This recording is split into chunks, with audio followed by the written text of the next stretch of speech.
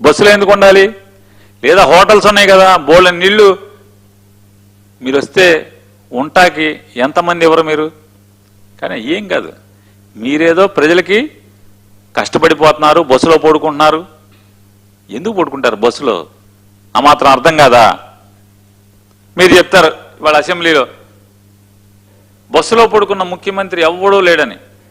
ఎందుకని? ఎవరు ఉండరు ఎట్టి పరిస్థితుల్లో ఉండరు. ఎందుకంటే అందరూ రియాలిటీగా ఉంటారు, ప్రాక్టికల్గా ఉంటారు. మనగలాగా షో పీటింగ్ ఉండదు కదా. ఒక ఆయన చెప్తాడు,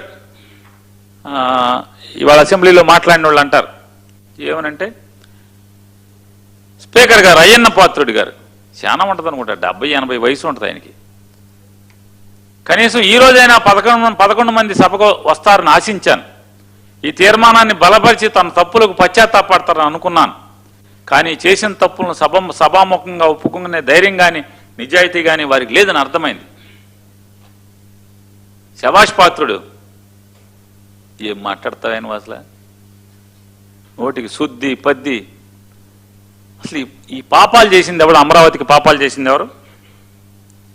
ఇంకొక ఆయన చెప్తాడు, పవన్ కళ్యాణ్ గారు ఏమంటారు, ఇంకా 15 ఏళ్ళు మేమే అంటాడు. ఎప్పుడు చంద్రబాబు నాయుడు గారి నాయకత్వంలో ఇంకా 15 ఏళ్ళు ఉంటాం, ఇంకా మమ్మల్ని ఎవడో విడదీయలేడు. అసలు మామూలుగా మీరు మీ బాండింగ్ని ఎవడన్నా తీద్దామని ఎవడన్నా ప్రయత్నం చేస్తున్నారా ఏంటి? ఒక మోడీ గారి వల్ల అవుద్ది మిమ్మల్ని తీయటం. జగన్ని తొక్కేశామంటాడు చంద్రబాబు నాయుడు గారు.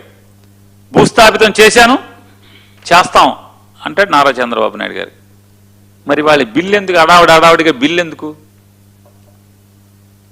మళ్ళీ ఏం చెప్తారు, ఇంకెవడొచ్చినా సరే ఇది అమరావతిని మార్చకుండా ఉండటం కోసం. అంటే లోపల పక్కేమో రేపు జగన్ వస్తాడని భయం, జగన్ వస్తే మారుస్తాడని కలరింగ్.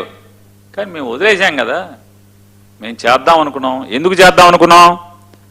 మీరు అమరావతిని ఇక్కడికి పెట్టి 33,000 ఎకరాల రైతుల పొలాలు తీసుకుని మిగతా మరొక 10,000 ఎకరాల ప్రభుత్వ మరియు దేవాదాయ భూములు, దేవుడు భూములు మొత్తం కలిసి 53,000 ఎకరాల భూములు, ప్రభుత్వం కానీ దేవుడి కానీ రైతులు కానీ కలిసి 53,000 ఎకరాల పొలాలు మీరు తీసుకున్నారు.